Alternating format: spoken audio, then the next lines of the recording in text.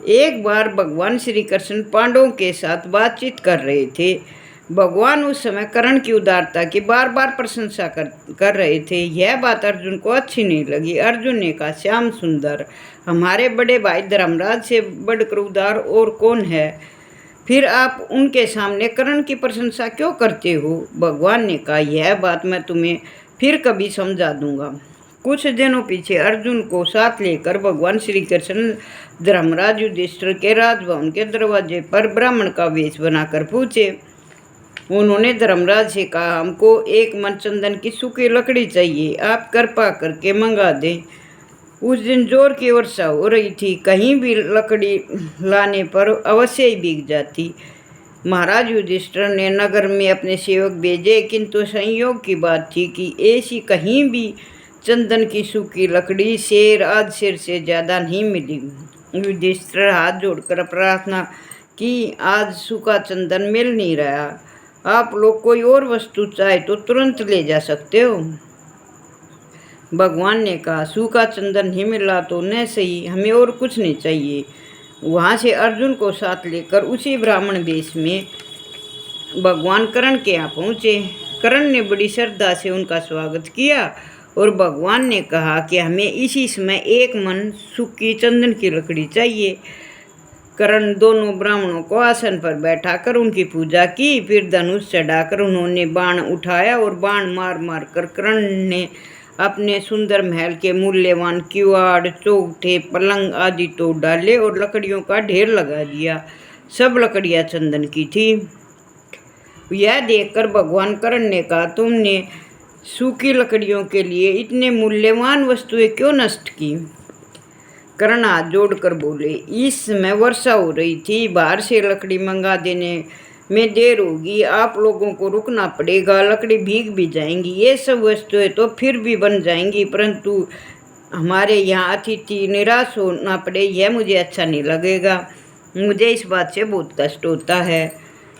दुख मेरे हृदय में कभी दूर नहीं होगा। भगवान ने कर्ण को यशस्वी होने का आशीर्वाद दिया और वहाँ से अर्जुन के साथ चले गए। और लौटकर भगवान ने अर्जुन से कहा, अर्जुन देखो, धर्मराज युधिष्ठिर के भवन के द्वार चौखट भी चंदन के ही थे। चंदन की दूसरी वस्तुएं भी थी राजभवन में, लेकिन चंदन मांगने पर भी उन्होंने वस्तुओं को देने की याद धर्मराज को नहीं रही। और सूखी लकड़ी मांगने पर कर्ण ने अपने घर की मूल्यवान सब वस्तुएं तोड़कर लकड़ी हमें दे दी। कर्ण स्वभाव से उदार है और धर्मराज युधिष्ठिर विचार करके धर्म पर स्थिर रहते हैं।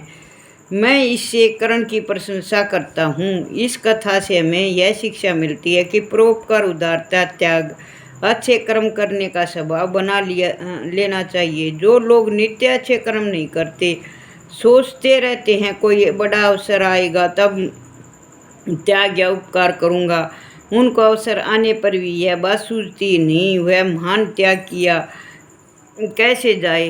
जो छोटे छोटे अवसरों पर भी त्याग तथा उपकार करने का स्वभाव बना लेते हैं, वही महान कार्य करने में सफल होता है। एक और उदार राजा की कहानी सुनाऊं हूँ, सो ध्यान से सुनिए। बंगाल में गुस्करा का एक छोटा सा स्टेशन है। एक दिन रेलगाड़ी आकर स्टेशन पर खड़ी होगी। उतरने वाले झटपट उतरने लगे और चढ़ने वाले दौड़ दौड़ कर गाड़ी में चढ़ने लगे। एक बुढ़िया भी गाड़ी से उतरी। उसने गठड़ी खिसका कर डिब्बे के दरवाजे तो कर ली, किंतु बहुत चेष्टा करने पर भी उतार नहीं पाई। कई लोग गठड़ी को लांघते गए और डिब्बे में चढ़े, डिब्बे से उतरे। बुढ़िया कई लोगों से बड़ी दीनता से प्रार्थना की, पर उसकी गठड़ी उसके सिर पर उठाकर किसी ने नहीं रखी। सब उसकी बात पर ध्यान ही नहीं दे रहे थे। लोग ऐसे चले जाते मानो वह बहरे हों। गाड़ी छूटने का टाइम हो रहा था। बेचारी बुढ़िया इधर उधर बड़ी व्याकुलता से देखने लगी। उसकी आंखों में टप टप आंसू गिरने लगे।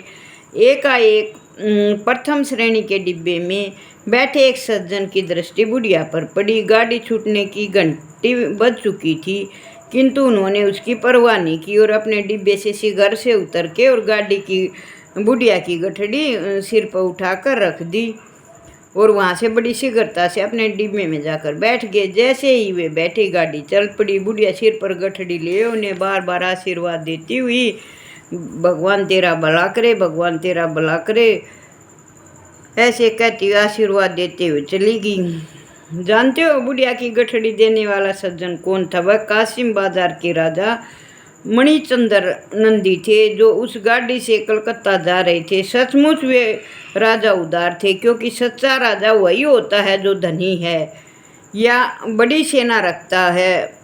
वह सच्चा राजा नहीं होता। सच्चा राजा वह है जिसका हृदय उदार है, जो दीन दुखियों और दुर्बलों की सहायता कर सकता है। ऐसे सच्चे राजा बनने का तुम में से सबको अधिकार है। तुम हमेशा प्रयत्न करना रहना चाहिए मनुष्य को, धर्म करने के लिए, उदार बनने के लिए। बोलो विष्णु भगवान की जय, बोलो शिव शंभू की जय। हर हर महादेव। जय शिव शंभू की जय, शिव शंभू की।